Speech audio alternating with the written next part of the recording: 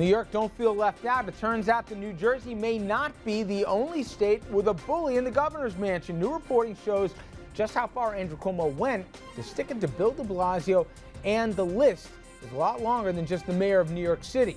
And it turns out a lot of the people he's sticking to are people in his own party. Also, was it a paternity leave error for the Mets' Daniel Murphy? Some sports jocks on the radio say yes. Well, tonight we're going to let you sound off on the air here. And later, David Letterman says it will be over, calling it quits next year. We're going to have a discussion on who should follow a TV legend here of late night for the last 33 years.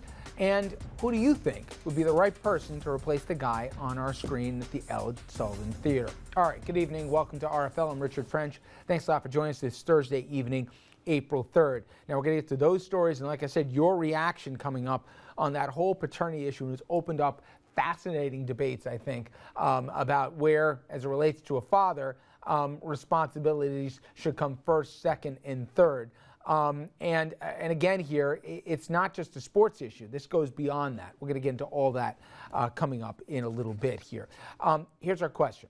Should pro athletes miss multiple games for paternity leave? Now, we're taking your phone calls live on the air this evening. Again, that's just coming up in a few minutes, and our toll-free lines are open right now. I suggest you get in early.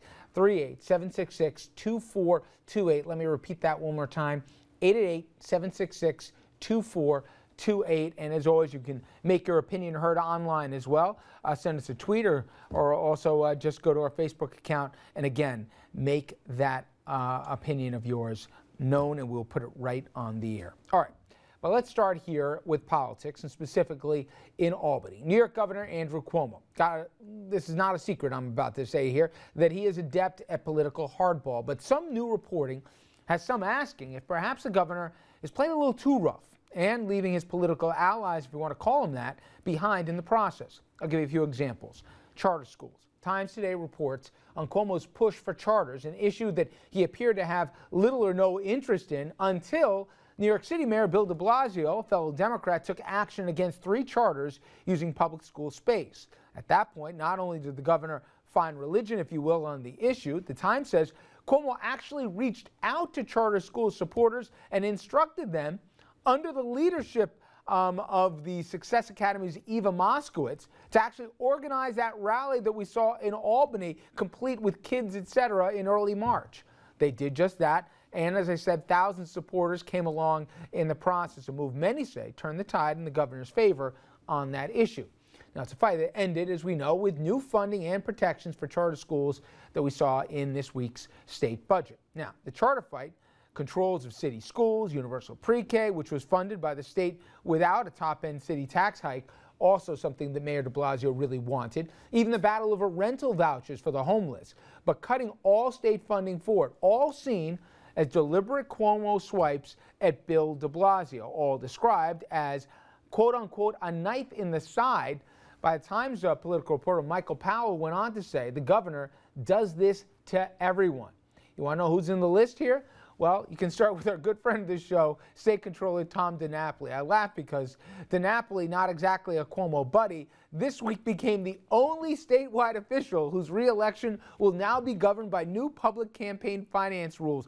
Please, this doesn't have to be inside politics to know he got singled out for this one. Rules that could maybe have a real impact here on DiNapoli's apparently fundraising advantage going into an election year. Now, I want to bring in our panel here. Dominic Carter, of course, political journalist and author. He's covered many a governor's time. Sorry to date you there, Dominic. Andrew Whitman, senior political correspondent, and Michael Tobman, a Democratic political correspondent. Gentlemen, welcome. Listen, I didn't even say on that list some others. I certainly could have put in Mr. Schneiderman, who has a less than buddy-buddy relationship with the governor. There's 2 possibilities in my head for this. Dominic's talked for a long time. The MO of Cuomo is he doesn't like sharing the soapbox with anybody. He believes in practices that can only be one guy in charge. So there's that aspect. Or you get to the point that the governor doesn't believe that passing political favors out to people in your own party, let alone statewide officials, helps here. He believes maybe he can get more by working across the aisle with Republicans by even sticking it to some of the statewide Democrats. Which one do you think it is? Is it that he just doesn't like sharing attention, or that he's trying to further his own ambitions by hurting some of the other folks in his party? I think it's both of those, and I'll add a third component to it, which is the institutional powers of the office.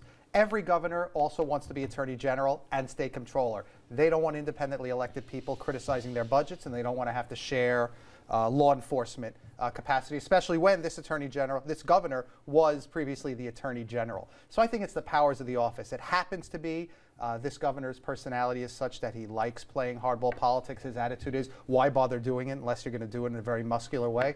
But I would add, and I was heavily involved in the charter fight, so I'm not coming at this without bias. But it was very interesting because this governor made a decision to help a certain type of charter school. It was a huge victory for the charter school movement, but it really benefited those that are co-located in public school and traditional public school space. Charter schools that don't co-locate, that are in private space, that try and be good neighbors and not shoehorn themselves into traditional district schools, get nothing. So he made a conscious decision to help the personality and the movement headed by Eva Moskowitz only after that space and that person were targeted by Mayor de Blasio. Let me use that word personality, Dominic, and apply it to this governor who you know from back in his AG days when he was working on the campaigns for his father, then Governor Cuomo. He didn't have to do what he did to Tom DiNapoli. He did. All to DiNapoli. Okay, he didn't have to go there. He has, and we know this from experience, all of us independently, he's muzzled the Attorney General a lot more than he was muzzled when he was Attorney General, okay? And with de Blasio, he could have given him some victories. I mean, remember even some of the petty things, like he didn't make the deadline on putting in remember that application? He's gone overboard in sticking it to him, I think, sometimes. Is that just how he's built?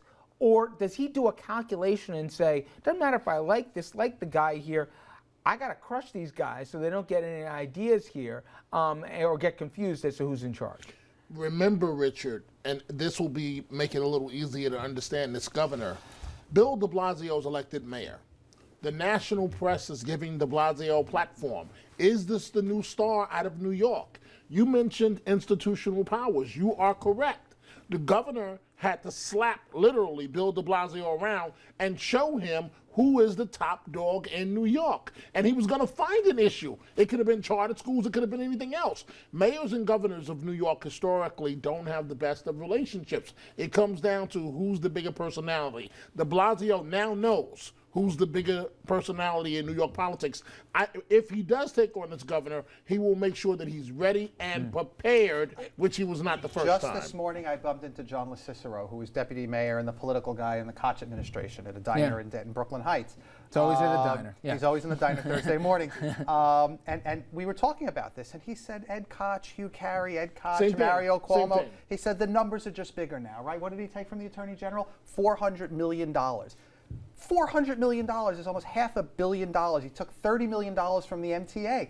The numbers are bigger now, so it seems outsized, and people don't bat an eyelash at that. But you had an interesting analogy, Andrew. You said, we've kind of seen this play out in Jersey in a funny way, right? Where that governor worked across the aisle with Democrats, just flipped the script here a little bit. And he didn't do anything to help. So even his good friends who were running for statewide office didn't do anything in terms of raising money, didn't go on the stump here with certain folks, Republicans that were running for Senate, et cetera, didn't help anybody out. And he stuck it to even some state lawmakers, just ask Tom Kaine Jr. My point is, it doesn't cost you anything to throw a few bones to these guys, because if things ever go south, I'm not even talking Bridgegate, you got no friends left. Right. Christie was able to do that pretty much with impunity until Bridgegate sort of burst his balloon a little bit, and you wonder if anything bursts Andrew Cuomo's balloon, if perhaps he won't have the allies that he might need to be able to continue operating in that fashion. I also wonder how much of an impact re-election this year and the 2016 presidential race have, and if Cuomo changes his approach at any point, if he, say, doesn't run for president, or once he gets past 2014, I think he learned. It's just like with the media. We said there'd be no way a governor in New York could avoid doing interviews, right? He has, and it's worked. I think he feels he doesn't need anybody, right? And I don't know about that. Well, he doesn't need the statewide guys, right? He knows. He's got to coexist with Shelley Silver. But tell me who else, other than playing footsie with Jeff Klein, he's really got to be concerned about. Okay, but he's the one that got elected. He's the one that had an overwhelming mandate from the voters of New York State that got into office. Like you said, it's a battle for the soul of the party. Is the party of Bill de Blasio and Elizabeth Warren, or is it Marty O'Malley and Andrew Cuomo, and then in a separate space, Hillary Clinton? They can't let anything go. Also, he's governor of all of New York State, and de Blasio's mayor of New York City. It's a big state. There's a part of me that feels really bad for Tom DiNapoli. He seems like he's always getting kicked, right? He's a good guy. All right, this next one. Talk about headbutting going on in the city. Well, the police commissioner, currently and also formerly, Bill Bratton, he threw a jab at his predecessor, former police commissioner Ray Kelly.